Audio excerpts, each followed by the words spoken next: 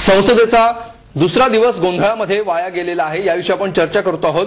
आपल्याबरोबर राष्ट्रवादी काँग्रेसचे आमदार जितेंद्र आव्हाड सध्या फोन लाईनवरून या चर्चेमध्ये उपस्थित आहेत।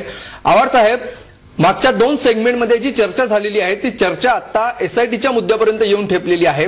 ब्रेकवर जाण्यापूर्वी एसआयटीचा मुद्दा उपस्थित केलेला आहे गिरीश बापट यांनी आणि आशिष जयस्वाल यांनी की एसआयटीला सरकार का घाबरतं, एसआयटीसाठी सरकार का तयार नाही। काँग्रेसचे प्रवक्ते जनार्दन चांदूरकर यांनी म्हटलेलं आहे की एसआयटी करा, पण ती करायची असेल तर युती शासनापासून सगळ्याची चौकशी करणारी स्पेशल इन्व्हेस्टिगेटिव्ह टीम स्थापन करा। राष्ट्रवादीची नेमकी यात भूमिका काय आहे? राष्ट्रवादी एसआयटीला, विरोधकांच्या या मागणीला कसा प्रतिसाद देणार? हॅलो आव्हाड साहेब, माझा आवाज येतो तुमच्यापर्यंत? आता विरोधी पक्षाने केलेल्या प्रत्येक आरोपाला ते सत्य मानून उत्तर देण्याची गरज आहे असं मला काय वाटत नाही। कुठला विरोधी पक्ष, कुठला कोण बोलतंय?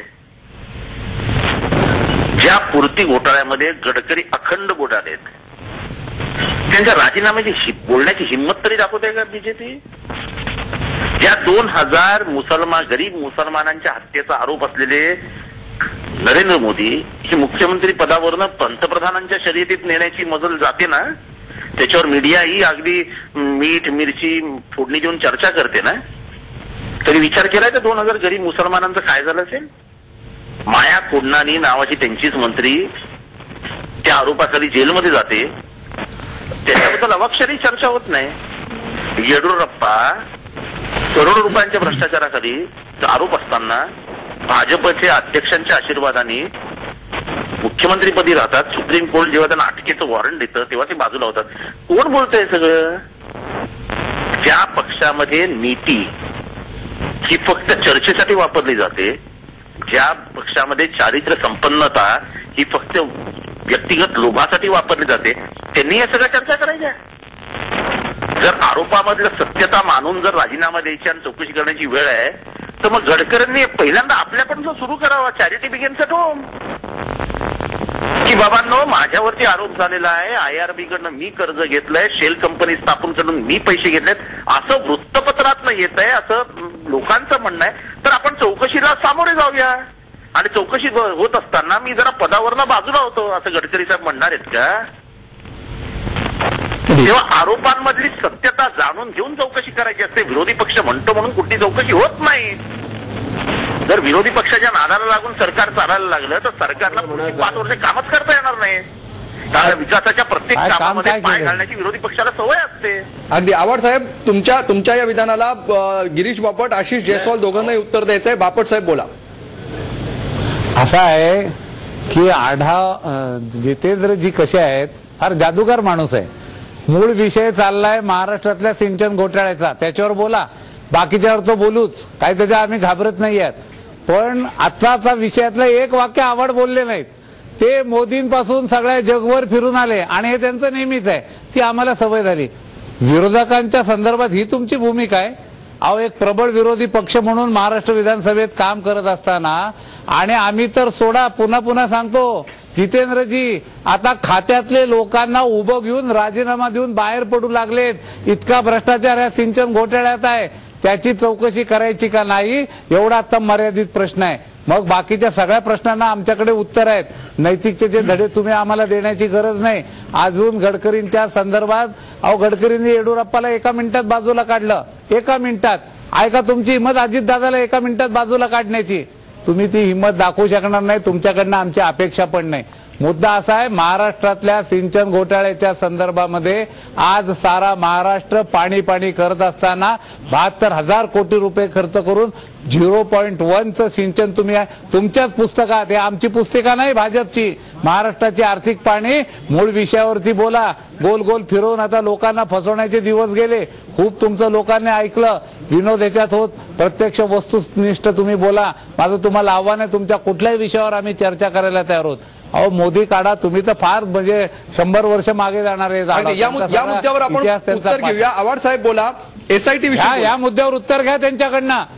अहो बापट साहेब, बीजेपी बद्दल मला जास्त बोलायचं नाही। एका दलित माणसाला बोला ना, म्हणाला बंगारू अहो बोला, बंगारू आम्हाला तुमच्याबद्दल तुमचं नाही कसं आहे? बोलायचं. आम्ही राजीनामा द्यायला घेऊ नाही शकत. अहो गडकरींना दोषी ठरलं ना तर ते होऊन बाजूला होतील. आपण- आता काय आहे बंगारू बिंगारू तुम्ही महाराष्ट्रातले कांगारू काढा तुमचे पहिले. आमच्या बंगारू बद्दल नंतर बोलण्याचा अधिकार आहे. हे महाराष्ट्रातले कांगारू काढा बाहेर तुमचे पहिले. त्याच्यावर बोलण्याची हिंमत करा ना. आहे का आपण गडकरींबद्दल आम्ही बोलू. अहो गडकरी स्वतःच बोलतायत. गडकरी स्वतः त्याच्याबद्दल बोलतायत. ते कशाला घाबरत नाही. 10,000 शेतकऱ्यांचं कल्याण करणारं काम आव्हाड साहेब, गडकरींनी केलंय. आव्हाड तुम्ही काय साहेब, सांगता बापट साहेब, मूळ मुद्द्याला येऊन बोला. बापट साहेब आणि आव्हाड महाराष्ट्राच्या साहेब, सिंचनाबद्दल बोला. बापट साहेब आणि गोल आव्हाड गोल साहेब, फिरायचं आपण- बंगारू पासून फांगारू पर्यंत यायचं. आपण आपण आणि आपण तुमचे आपण कांगारू आपण सोडून आपली द्यायचे. चर्चा माझा प्रश्न आहे की जर जयस्वाल बोला. नाही मला बोलायचं आहे. माझा प्रश्न आहे आव्हाड साहेब, नेहमी तुम्ही कोणत्याही चर्चेला हिंदू मुसलमानापर्यंत नेता. माझा प्रश्न आहे की ज्या विशाल चर्चा त्याला विषांतर करू नका. जर आम्ही कोणी युतीच्या कोणत्याही नेत्याने जर चूक काम केलं असेल, काही वाईट केलं असेल तर तुमची सरकार महाराष्ट्रात आणि देशात आहे. तुमचे हात कोणी बांधून ठेवले आमच्यावर कारवाई करण्यासाठी, परंतु फक्त बिनबुडाचे आरोप करायचे, कोणाची बदनामी करायची आणि हिंमत असेल तर करा ना कारवाई. स्वतः काही कारवाई करू शकत नाही, खोटे आरोप लावायचे आणि वेगळे चित्र महाराष्ट्रात निर्माण आणि देशात निर्माण करण्याचा प्रयत्न करू नका. अगदी आपण आणि आपण कोणत्याही चर्चेच्या विषयांतर करू नका. ज्या विषयावर चर्चा सुरू आहे त्या विषयावर उत्तर द्या. अगदी जयस्वाल साहेब, केली आहे ते त्या जयस्वाल साहेब, आपण- घाबरता. तुम्ही जर निष्पक्ष तुम्ही जर पाठ केलं नसेल तर का घाबरता तुम्ही, याचं उत्तर द्या. अगदी आव्हाड साहेब विषयावर उत्तर द्या असं त्यांचं म्हणणं आहे. एसआयटी चीच मागणी सत्ताधारी एंटरटेन करणार का? एसआयटीच्या विरोधकांच्या मागणीवर सत्ताधारी काय भूमिका घेणार?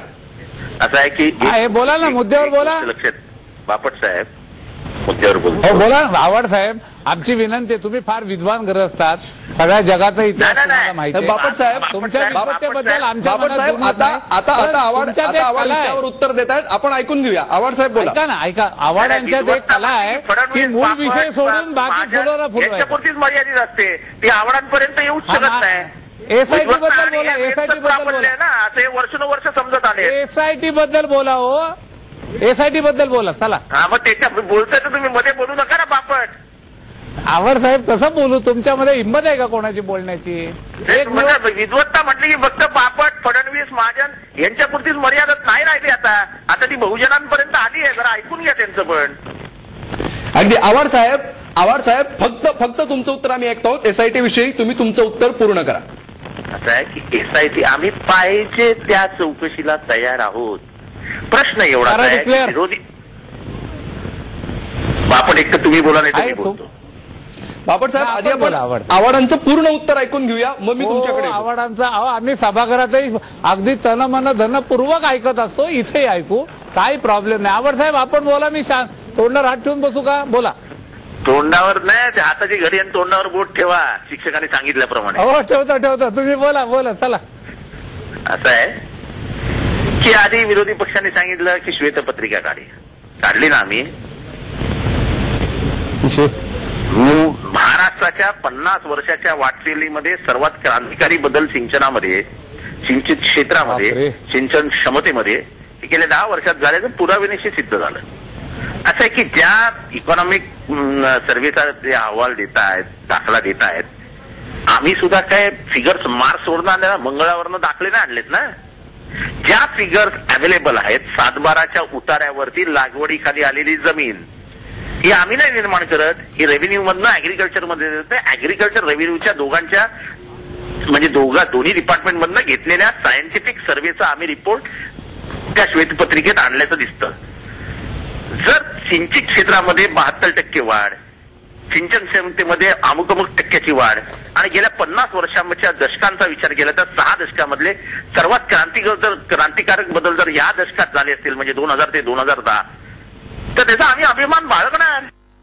त्याला बाळगण्याचं कारण आहे की ज्या धाडसाने त्यांनी निर्णय घेतले आणि या धाडसी निर्णयाचं कौतुक आम्ही नाही केलं. सर्वप्रथम याचं कौतुक नितीन गडकरींनी केलं. गोसीखुर्दमध्ये कुठलाही भ्रष्टाचार झालेला नाही. ते काम पुढे न्या तुम्ही हे सांगण्याचं काम स्वतः नितीन गडकरींनी पत्र लिहून बन्सलांना कळवलं. आता नितीन गडकरी आणि RSS मध्ये थोडासा वाद झाला मध्यंतरी, त्यामुळे बापट साहेब जर नितीन गडकरींच्या विरोधात गेले असतील त्याच्याशी मला काही घेणं देणं नाही. ठीक आहे. म्हणजे आव्हाड साहेब मुद्दा SIT बोला त्यामुळे किती असं फिरतात आहे सगळीकडे. की आम्ही SITला नाही, आम्ही कुठल्याही चौकशीला तयार आहोत. पण केवळ विरोधी पक्ष म्हणतो भ्रष्टाचार, तर मग आमचं म्हणणं एवढंच आहे की आम्ही म्हणतो मोदी खुनी आहे, तुम्ही मोदींचा राजीनामा घेणार का? आम्ही म्हणतो गडकरींनी करोडो रुपये खाल्ले, शेल कंपनी स्थापन करून एक अभिनव भ्रष्टाचाराचा नवीन एक आदर्श लोकांच्या समोर स्थापन, गडकरींचा राजीनामा घेणार का? असं अलिगेशन्स वरती राजीनामा घ्यायचे नसतात, घेत नाही, करत नाहीत. हा इतिहास आहे. किंवा जर करायचं असेल तर स्वतःपासून सुरुवात करा, आम्ही तुमच्या मागे येतो आहोत. ठीक आहे. आता तुमचं मला बोलू द्या. बापट साहेब, मी तुमच्याकडे येतो. प्रकाश जोशी सर, ज्या प्रकारे हा SITचा मुद्दा उपस्थित केला जातो आहे, याच्यावरून संपूर्ण अधिवेशनभर गदारोळ होईल. भाजपने आता अशी भूमिका घेतली आहे की जोपर्यंत SIT येत नाही तोपर्यंत आम्ही कामकाज चालू देणार नाही, आमची आक्रमकता कमी होणार नाही. ह्या SIT वरून कशा प्रकारे कामकाजाचा वेळ वाया जाऊ शकतो? या SITचं काय राजकारण भविष्यात तुम्हाला दिसतंय? असं आहे की गेल्या 2 दिवसामध्ये मला जे दिसतंय की विरोधी पक्षांमध्ये ज्याला फ्लोअर मॅनेजमेंट म्हणतो ते कुठेतरी कमी पडतंय. शेवटी तुम्हाला जर सरकारला कोंडीत पकडायचं असेल तर तुम्हाला त्याची रणनीती आखावी लागते. तुमच्याकडे जी आयुधं आहेत ती सुद्धा कशा प्रकारे वापरायचं ठरवायला लागतं आणि मग अशा प्रकारची मागणी करायला लागते. मग मागणी केल्यानंतर ती कितपत ताणून धरायची, कशा प्रकारे सरकारला नमवायचं, याचं कशा प्रकारे पवित्रा घ्यायचा हे विरोधी पक्षांना ठरवायला लागतं. आणि अशा वेळेस मला असं वाटतं की दोन्ही सभागृहाचे जे आत्ताचे पीठासीन अधिकारी आहेत, शिवाजीराव देशमुख आणि दिलीप वळसे पाटील, यांचा सुद्धा सहभाग या मध्ये फार महत्वाचा राहणार आहे.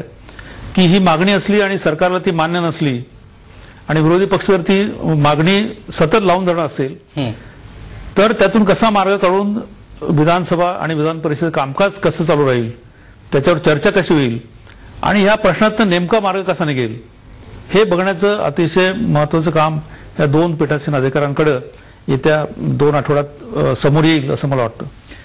विरोधकांमधल्या फ्लोअर मॅनेजमेंटचा जो मुद्दा आहे, विरोधकांमध्ये एकजूट नसल्यामुळे सरकारला याची मदत होतीये का, याविषयी सुद्धा आपण बोलणार आहोत. एक ब्रेक घेऊया आपण इथे आणि ब्रेक नंतर ही चर्चा सुरू ठेवूया.